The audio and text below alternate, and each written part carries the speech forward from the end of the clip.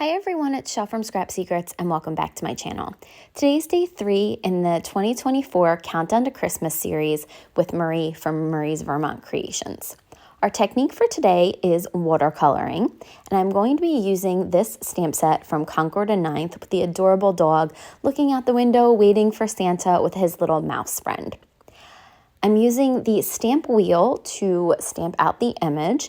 I'm going to ink it up in some Lawn Fawn Jet Black ink, my preferred ink, and I really do love this stamp wheel. I did have to stamp it down a couple of times. I don't know if I'm having an issue with the middle of the stamp wheel because there might be an air bubble at the bottom. I think I'm going to try to take my mat out again and just put it down just to make sure there's no air bubbles. It just seems to be like a dead spot in the middle, but I may need a new mat already. I don't know, but I really am loving the stamp wheel. The twins were here this weekend and Brooklyn used the stamp wheel. I told her I had this really cool tool that she needed to check out, and she created this adorable wreath for part of her card. So she loved it. I was working on something else with Madeline, and I'll talk about that in a minute. Back to the card, I am using a T-square ruler to add the floorboards in. And for the life of me, I am so terrible with this. I cannot keep anything straight. Even with this T-square ruler, I don't think that I had the paper lined up evenly, and I think that was probably the problem. Went back in and added in the breaks in the boards to just make it look like a wooden floor, and we're gonna go with it because it's just the way it is. It's a handmade card by me, so nothing on there will be straight. To go ahead and do watercoloring, I'm actually not going to be using Inktense watercolor pencils, which I know you guys are going to be shocked at because that's like my favorite go-to thing. I have, I think it's 3. You can see the tins on the left-hand side. I believe I have 3 sets of Tim Holtz. I believe these are watercolor pencils, even though they look like crayons. I think he call them pencils, but whichever they are, I decided to use these, and they are so creamy, and I love them so much. You can use them a couple different ways, and then you'll see in the video I do.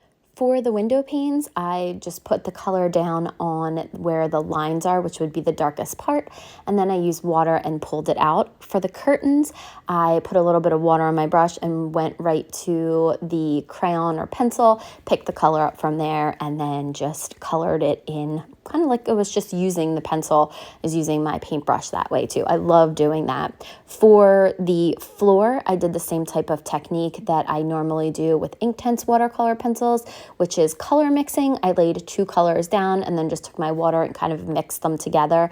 Went back in and added some shading in the parts where it would be the darkest, like underneath the curtains and underneath the chair.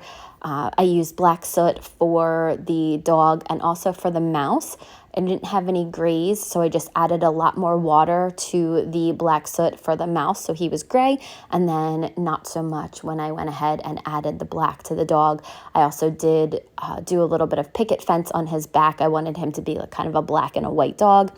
He does have the collar that's the same color as the curtains, and I believe that those 2 are barn door, and then I think I added some fired brick to the curtains to make it a little, to do the shading.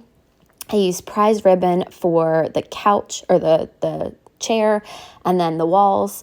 I used walnut stain, and I want to say maybe vintage photo for the floors. The only 2 color browns I think that I had. Rustic wilderness for the stocking, and black soot for the rod as well. So I think that's all the colors that I used. I loved doing this. I also did add in legs for the chairs, and I kind of blended them into the floor, but you can see that I drew those legs in there. I drew 3 of them, 1 right underneath the dog, 1 to the front, and then another one in the back. You wouldn't really be able to see the one in the back left-hand corner from this angle. So while you are watching me color in the rest of this, I thought I would tell you a little bit about what's going on. So like I said earlier in the video, I had the twins yesterday and we did a crafting day. It was World Card Making Day. So doing this voiceover Sunday, of course, it's going to go up tomorrow, Monday, and because I'm always late with everything. But I had the girls here yesterday and they were crafting. They haven't been to my house in a really long time. They actually have not been here since the boys have been here. So it's been over a year because they don't live close to me anymore. So really, really sad, but I do see them a lot. It's always down at their house though. So my sister and brother-in-law had a party that they were going to. They dropped the girls off here so that they could go visit his brother and then go to a party. So I had them for several hours yesterday, and Madeline was counting the hours to see how many hours that she could craft. It was really cute. But we do have a future card video coming up, and she so badly wanted to do a video. Brooklyn had no desire, and this is, how they are so incredibly different. Brooklyn just wanted to do her own thing, and Madeline was like, oh no, I'm doing a video. So she didn't do the voiceover. We're going to try to figure out how we're going to do that because it's coming up in a couple of weeks, and I don't know if I'll see her before then. So I might just be doing the voiceover for the video, but it was so cute. She came up with the whole thing all by herself. It was something that she had done in art class, and it's going to be one of those things that you need extremely minimal supplies for. Like I said, she thought of the entire thing herself. She did basically, other than the cutting, she did everything herself and was so excited to do it. So I can't wait for you guys to see that video. It was so great to spend time with them. They were loving the cats. They were chasing the cats around the house. Oreo was in his glory. Brownie, not so much. He was running away, and we were sitting down here watching TV for a little bit, and we could hear Brownie trying to get into the closets because Brownie now opens doors. I'll have to put a video up of that too one of these days, of him actually opening doors, because he does know how to open doors that go into a room and go out of a room. So he knows how to do it both ways. And so I've had to rearrange some stuff in my house. I actually have the guest bathroom. I have turned the lock around so it locks from the outside because I don't want him in there. I have cleaning supplies in there, nail polish remover, things like that I just don't want him to accidentally get into. For his safety, I've had to do that. But the girls were so funny because they were so afraid. So Madeline actually was so afraid someone was going to or Brooklyn was afraid someone was going to lock her in the bathroom. We're not going to, because, obviously the lock is on the outside now. I have to lock my bedroom door at night because at 5:30 in the morning one morning, Brownie decided that he was going to open the bedroom door and scare the living daylights out of myself. Thought somebody was in my house because I had no idea that he knew how to open a door that he would have to pull open. I knew he could open one that he could push but not pull. So he's learned a couple new tricks, which is fantastic. He's very food motivated, I found out. That's mostly why he tries to get into things. He tries to get into the pantry all the time because he knows that there's food in there. There's a couple of spots where Lucy's food was at one point, and he keeps trying to get in there. I actually have to put something underneath the handle for the laundry room door because he gets into that as well. And again, there's stuff in there that he can't get into, like the laundry detergent and things like that. And I also just don't want him to get used to being in the laundry room because God forbid if he hides in the washing machine or dryer or whatever. Just don't want anything like that to happen to him. So for his own protection, we are locking lots of doors and keeping him out of places. He's a daredevil. I don't know what to tell you.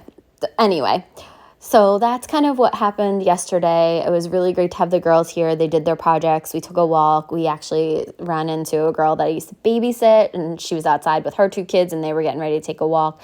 So we went, and the girls entertained her son for a couple hours. He's 4 and they're 10, and they were just, all the boy energy in the world, and they were cracking up at that, and they were very, very good with him and totally indulged him in playing on the playground.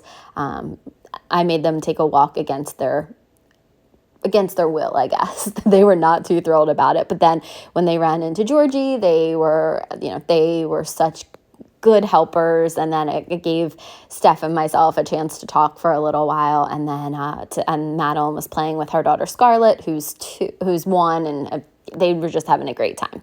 Okay, back to the card.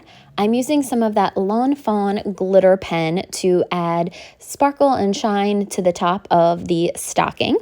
And then I'm going to get ready to stamp out the sentiments for the front. The first one says, "On the lookout for you know who," and then the bottom one says, "I think I see him." I went ahead and stamped out both of the sentiments in the Lawn Fawn Jet Black ink. I did have to stamp it several times because the watercolor paper was a little bit warped. So I did end up stamping the very top one. That was where it was more warped because I went over the wallpaper several times. Once that's done, we're going to work on our card base. So I took a piece of 8.5 by 5.5 cardstock and scored it at 4 1/4. Folded that over, and then I took that long sentiment from the same stamp set, inked it up in some unicorn white pigment ink, and stamped the sentiment on the inside. Pigment ink stamped perfectly. I only had to stamp it once. Just be careful, let it dry for a while because pigment ink does stay wet for a long time. Now I'm adding some Barely Arts glue to the back of the card panel and then sticking it down to the card base. And that's the card for today. So thank you guys for watching. Make sure that you check out the intro video if you haven't already. Make sure you check out Marie's video. I will link that in the more information section. And I will see you guys again real soon for another video. Bye!